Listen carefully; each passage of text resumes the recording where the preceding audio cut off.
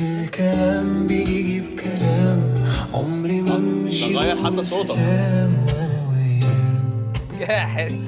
الحلقة دي درس، والله العظيم ثلاثة. الحلقة دي درس للأجيال الكبيرة ازاي تتعاملوا مع الجيل ده. وأهلا بيكم في الشيكو شيك. بص يا صاحبي، السيزون ده ما كنتش متحمس ليه قوي في ريد بول صالونات، يعني ما كانش بالنسبة لي في حاجات لذيذة قوي لحد ما جت الحلقة اللي فيها عمرو مصطفى. وأنا بالنسبة لي عمرو مصطفى وبالنسبة لجيلي هو ايدل المزيكا بالنسبة لنا، أكتر حد عمل أغاني علقت معانا. وزياد زازا، أنا حسيت الميكس حلو بس ما تخيلتش الحلقة تبقى مبهرة كده بالنسبة لي. سيبك من المزيكا بقى، طريقة تعامل عمرو مصطفى مع الجيل الجديد تدرس، والله العظيم ثلاثة تدرس. انا معظم شغلي مع الجيل اللي اصغر مني بكتير. الجيل ده فيه حاجتين مالهمش تالت علشان تكسبه. الحاجة الاولى هو انك هتوافق ان هو اللي هيقوله انت هتنفذه، لان هو صوته طالع من دماغه مش هياخد كلامك، هو مقتنع اصلا ان انت غلط. سكة. الحاجة التانية ودي الاهم، هيسمع كلامك امتى؟ لما تكون مبهر ليه. بص الرجاله كانت مبهوره ازاي بالعمرو مصطفى، طلعوا لهم بالاي اي الحته بتاعتهم اللي هم الشباب المفروض يبقوا سايقين في الاي اي. الراجل العجوز ده هو اللي سايق الاي اي. لا بص، البداية غريبة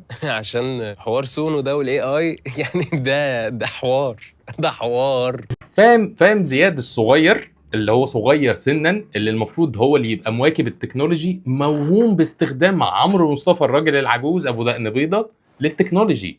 كسبه خلاص، خد الارض بتاعته. تعالى يا باشا انت بتاعي النهارده. دي اللعبه اللي لازم تلعبها مع الجيل الصغير، لازم تكون مبهر ليه في حاجه هو مش عارف يعملها فيقول لك سمعني، لكن هتقول له ده صح وده غلط علشان انا اتربيت على كده مش هيسمعك مهما حصل. عشان كده انا بالنسبه لي الراجل ده انا ما اعرفش ليه هو مش نقيب الموسيقيين او نقيب المهن الموسيقيه، وهو اللي يقود صناعه الموسيقى في مصر. وفي ناس تانية مع كامل احترامي لتاريخها وكاريرها الفني، لا بيعاملوا الشباب الصغير اللي طالع بمزيكا جديده بطريقه مجحفه، بطريقه تقفل عليه، بطريقه تخليه خايف. يعني انا متاكد ان زياد زازا بعد الحلقه دي هيبقى هو وعمرو مصطفى هيبعت له يقول له الاغنيه دي حلوه ولا وحشه، يقول له ما تيجي نشتغل مع بعض كذا مره. مش زياد بس، اعتقد كذا حد من الشباب الجديد هيبعت لعمرو مصطفى. هل في حد هيبعت لمصطفى كامل يساله على تراك؟ هل في حد هيبعت لاستاذ هاني شاكر؟ الاختيارات عندنا فيها ازمه.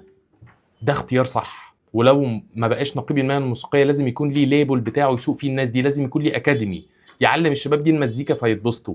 انا اسف ان انا بتكلم كتير بس ده كلام مهم. حصلت قبل كده انه حصل قدامي حاجة زي كده، فانا اللي هو ما اقتنعتش، بس اللي شفته جوه هو فاهم الابلكيشن موت او فاهم الشيء موت.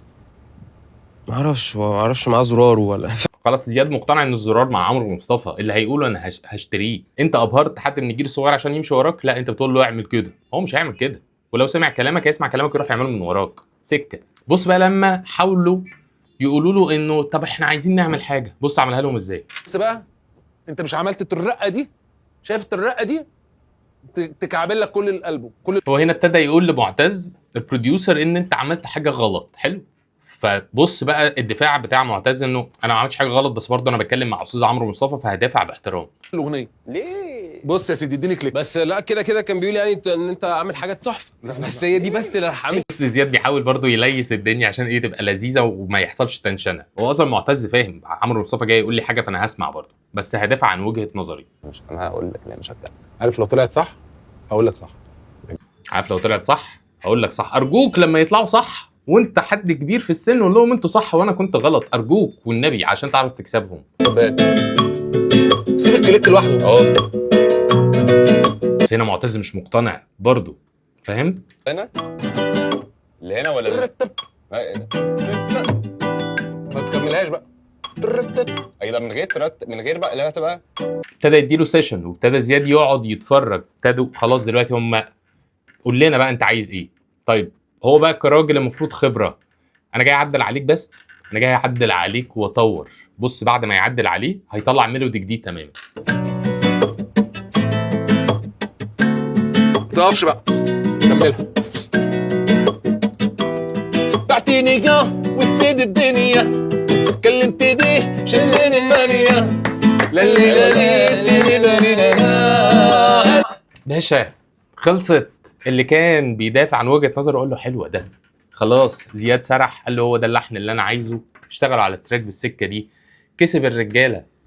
خلص. اتفرج على الحلقه دي. لو انت مدير في اي مؤسسه، سيبك من المزيكا بقى، انا مش طالع اتكلم عن المزيكا، لو انت مدير في اي مؤسسه وتحتيك جين زي لازم تتفرج على الحلقه دي. لازم تتعلم من الراجل ده ازاي عارف يكسب الاثنين دول. هو عمل حاجات ومهارات حياتيه وحاجات مكتوبه في كتب الاداره، راجل عملها بطبيعته. الراجل ده لازم تستغلوه بجد، لازم تستغلوه.